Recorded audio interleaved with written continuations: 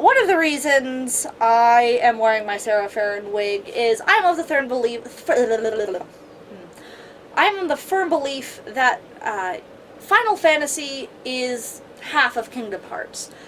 And if you look at things that happen in Final Fantasy, it can help lead a map to things that happen in later Final Fantasy games or in the Kingdom Hearts series. Like, literally, if you go play Final Fantasy VIII, I guarantee you Dream Drop Distance will make more sense. Ultimecia just did all of that first. That's just what happened. The other white-haired, golden-eyed, self-possessing, time-traveling bitch.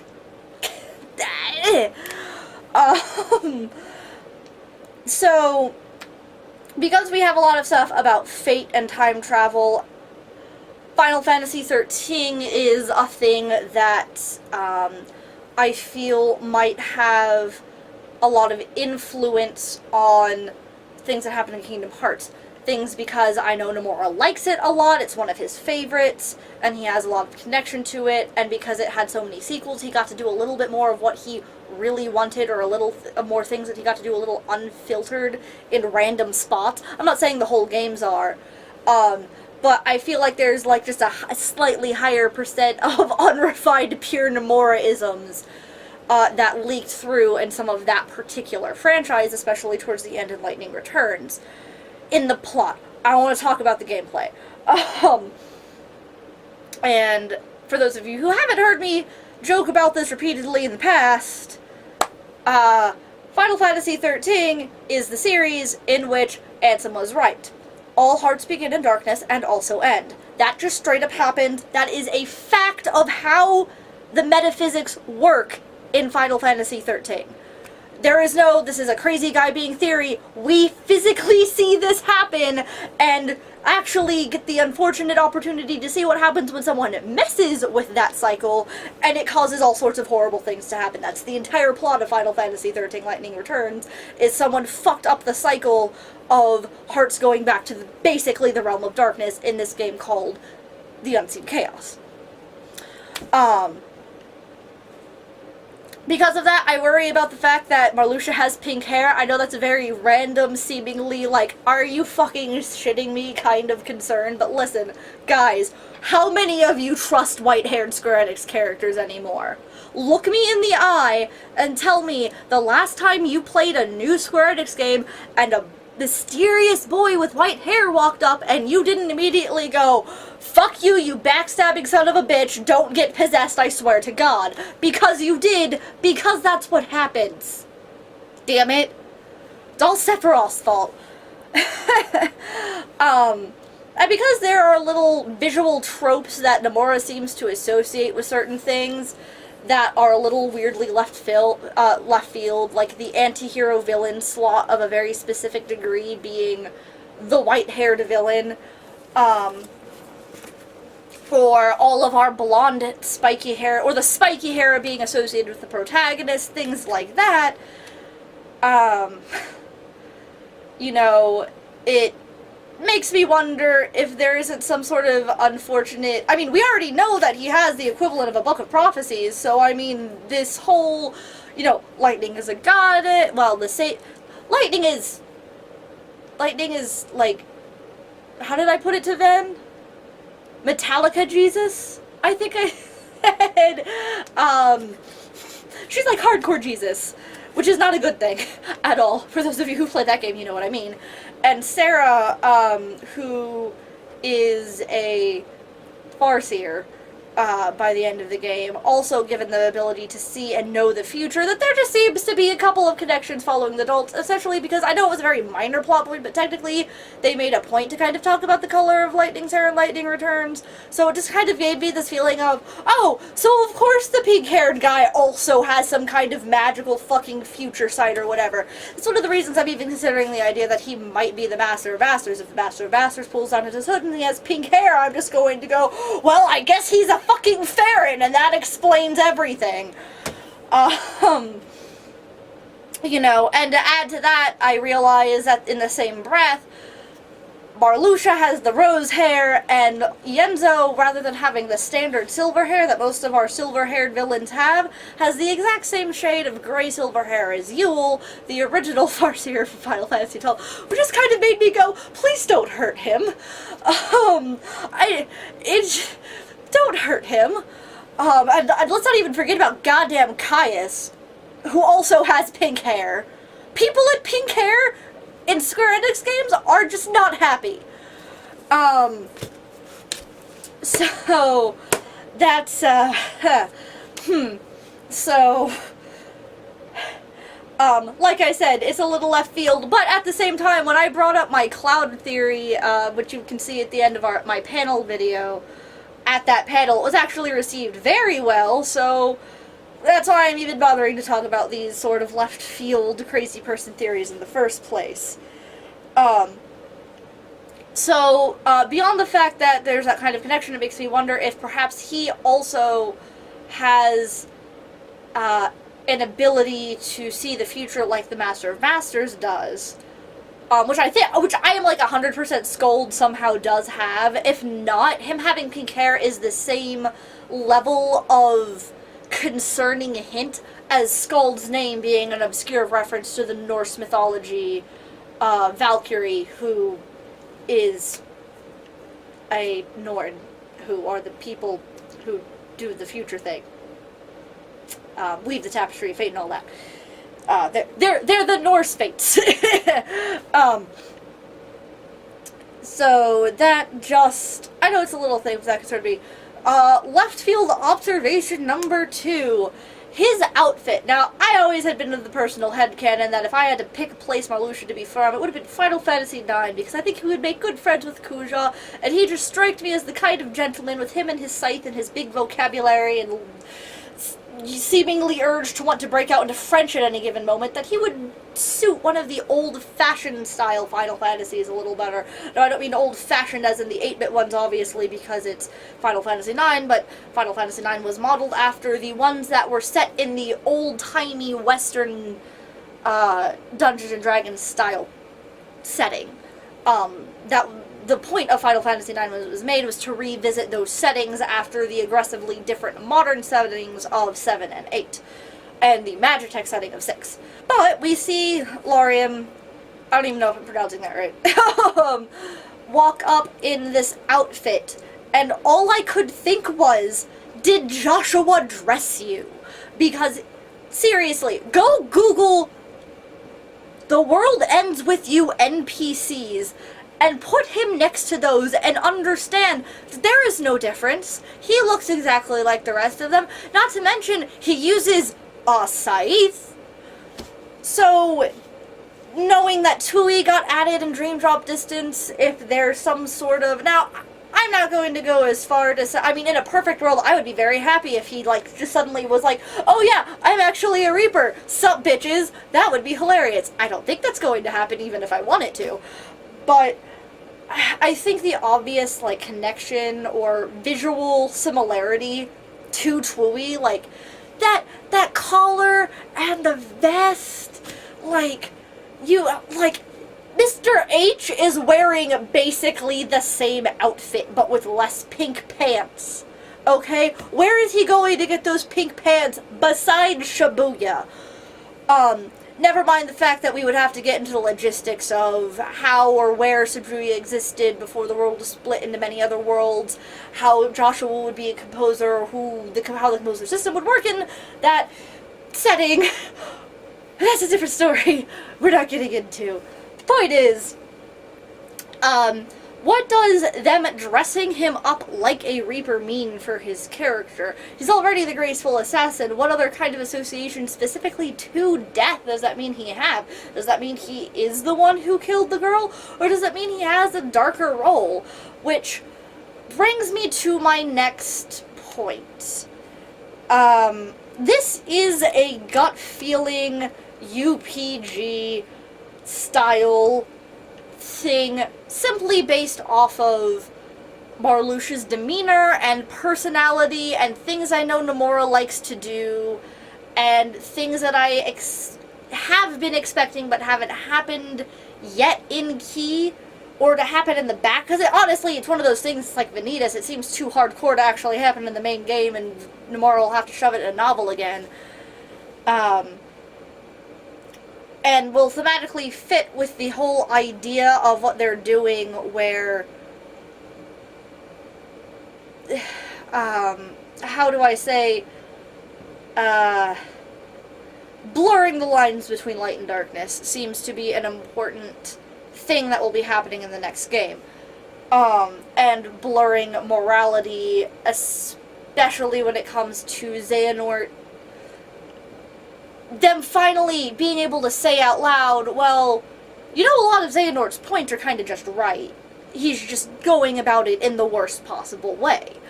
And that is, for those of you who have seen Psycho Pass, I'm wondering if Marluxia is not the equivalent of Makishima. I wonder if he is the light and dark equivalent of this, meaning that he is able to do dark things without it ever tainting his heart, which would be how he maintains his personality and ability to be the assassin, and seems to be doing very underhanded things for the greater good, like joining the organization, murdering people, you know, blatantly murdering or ordering the murder of people like Evan, manipulating and robbing Sora of his free will and stuff like that, and abusing Naminé for the ultimately technically greater good of ridding the world of Xehanort and protecting Kingdom Hearts. Did he, in human life, have similar tasks assigned to him, and for whatever reason, because of his existence, because of the way he was, just, it didn't cause him to become darker. Normally you think of the idea of, well, like, for blatant example, we have examples in the game, like, Xehanort manipulated Terra into attacking Braig out of rage and spite, even though it was, like, to save someone and do the right thing, that caused darkness to come and corrupt his heart a little bit. The idea that, you know, even the organization was manipulating Sora by having them fight him and having them hate them, by hating them because they were the enemy doing something wrong and hurting his friend, even though he was being the good guy, it was tainting his heart with darkness. Sora has darkness in his heart. So on and so forth. That even doing these things, Marluxia fighting people to the death, even though he's doing it for the greater good, even if he's saving people, having to commit crimes to be that underhanded, you know, to be the assassin. Which really honestly fits in with the whole Assassin's Creed thing, as far as I know, from what I've only played some of the games. Still did not become corrupted by darkness, besides being able to commit dark acts, is my point. Because if he was like he is in Trade of Memories, now granted something could have happened between then and now, and that corrupted him being a nobody, him giving into the darkness, whatever, causing him to become like that. But if he was like that in the past, which it seems like he does, because he still seems his smarmy old ass fucking self, I mean, the shade, like, he wasn't even, like, throwing shade, but it was still just Marluxia, in the, like, 3 sentences that he fucking had. If he did do stuff like that, his Chirithy would become a nightmare, and everyone would know, it would become very obvious and apparent. He wouldn't have been allowed to be a dandelion at all to begin with.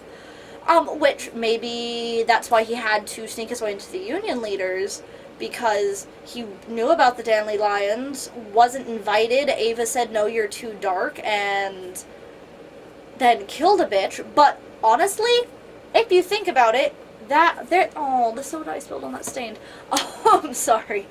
That doesn't really make a lot of sense, because if his MO was being mad at being excluded because he was dark, he wouldn't have killed Pigtails, because Pigtails says, and I was so glad because I was screaming this all through back cover, because I was like, no offense, Ava, but, aren't you kind of being a sketchy bitch? Well, not back cover so much as the original Japanese key cutscenes, but the idea that she was pulling a Gurren Lagann arc. She was saying, I'm only saving the people who I think are worthy. She was doing the same thing, honestly, as fucking, the God of Light from Final Fantasy 13, and I was just talking about whose name I just can't remember for some reason. Bonavelza. I always think it starts with an H. Bonavelza, God of Light, was trying to do the same thing. He was trying to purge all of the unworthy, dark-tainted souls from humanity so he could start it over. Which is, as was pointed out in Final Fantasy 13, which means Nomura admits that his personal philosophy would be agreeing with Lightning, that is the wrong thing to do, and you can't just kill people because they're not perfect. You know, that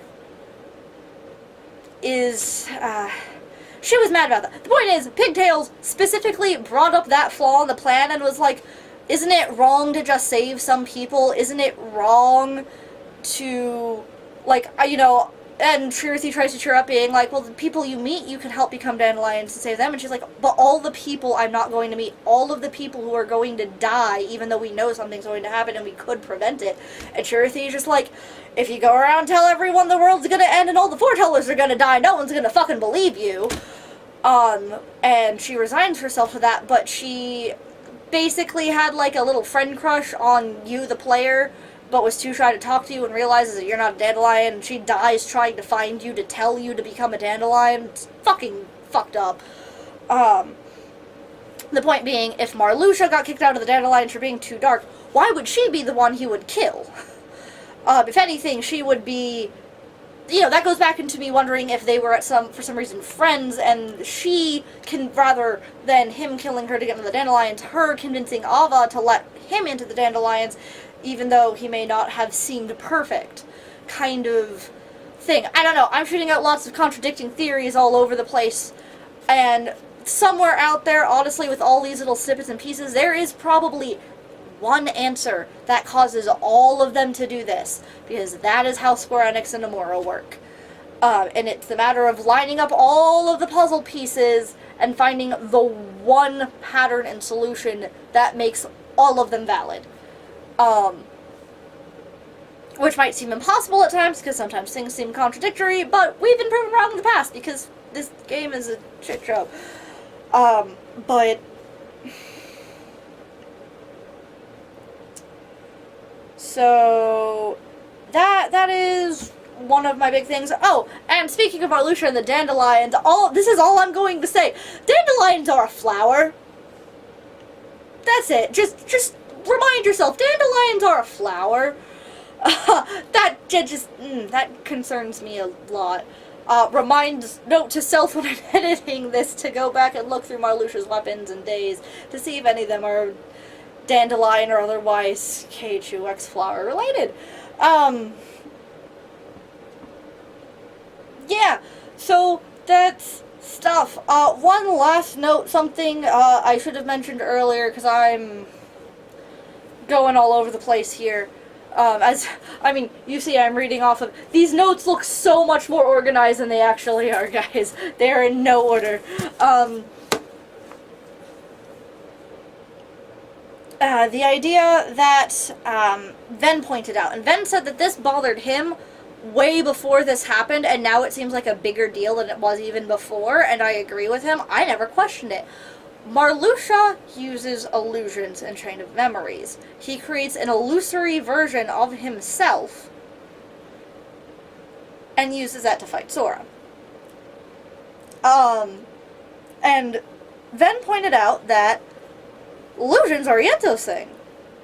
And I went, you're right, you don't think about it because illusion doesn't, you don't think of illusion as an element because it's normally not, but if you saw Demyx using a fire spell, you'd go, wait, hold on, no, that doesn't make any sense.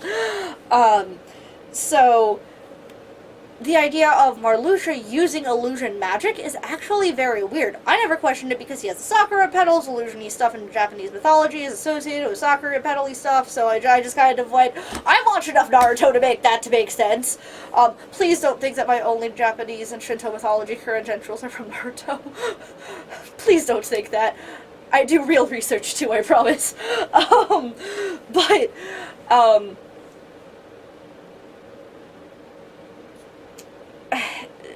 It's a very weird point, and it further hints at the connection between Marluxia and Enzo and Laurium and Blaine, and that them have somehow being connected and being from the same time and all of that. Also pointed out by then was that if you look at the timeline of Castle Oblivion and Chain of Memories, Yenzo was actually the last person to be killed in the castle. Marluxia went before him. If Marluxia had succeeded, even if everything else went the same, but for, like, Marluxia managed to win the final battle, beat Sora, enslave him, all that other stuff, Yenzo would have survived, been alive, and been protected. Marluxia never made any strikes against Yenzo, even though arguably he is a much bigger threat than Evan. By a lot. We should just all agree on this now.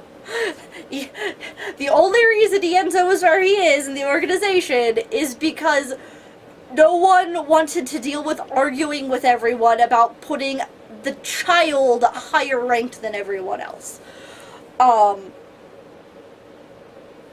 So they seem to have this weird connection, even to the point of maybe that illusion Marluxia was made by Yenzo and he was helping him during that fight, even though it didn't seem to make sense.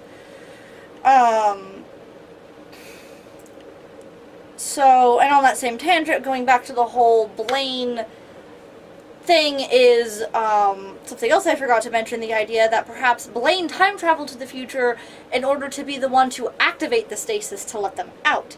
Was Blaine the one who let them into that time period, by being the one who got there by a different means? Also, it should be pointed out that because of this and the time travel and all that, it's actually possible that Blaine could have been, like, actual Blaine could have been, say, Ericus and Xehanort's master, and died, and then was somehow on Radiant Garden resurrected as this clone child Yenzo, or something like that. There's all sorts of weird shit that could have happened there. The problem is there's too much weird shit and we don't have enough information to narrow it down because Blaine and Marluxia have not had nearly enough screen time for the amount of important that they are.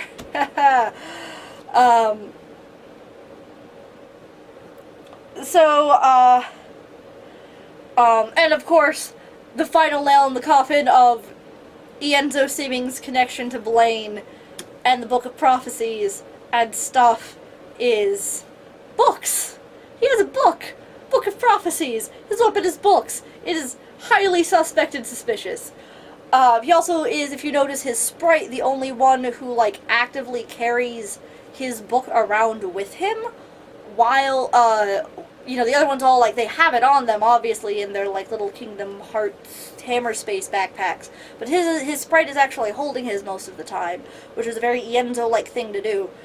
My final note, which is the thing on the bottom there in orange, which is a shot this way, to the left again,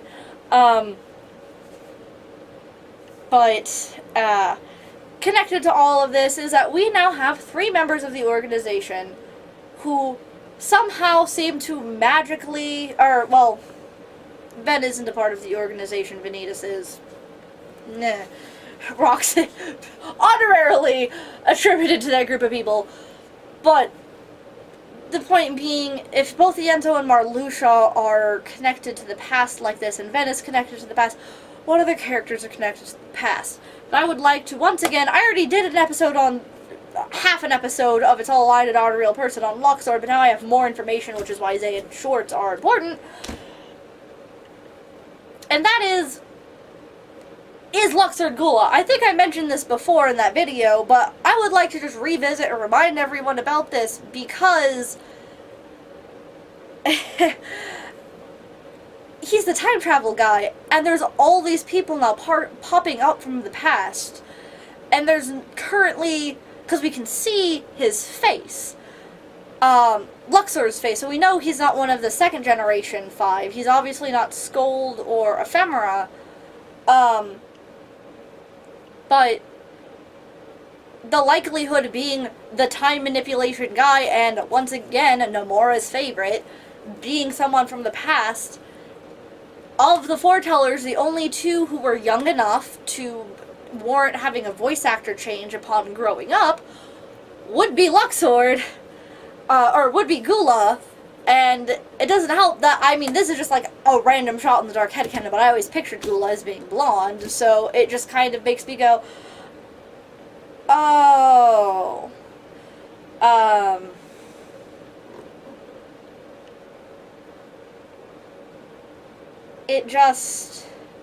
it's suspect, and if it's not him, maybe Luxord is Lushu, or the Master of Masters himself, for all we know, but his impending connection just keeps getting stronger and stronger since the very little piece of the dice. Those of you who mocked the dice on the chessboard, who did not have faith in chess, what now? What now? That's my food for thought. Marluxia is secretly a multi-thousand-year-old Keyblade wielder, master, PhD, haver, union leader from the past, friends with Ventus. Maybe there is a reason he was so close to, seemed awkwardly fond of Roxas in the organization. Gotta go reread those lines too, Jesus Christ.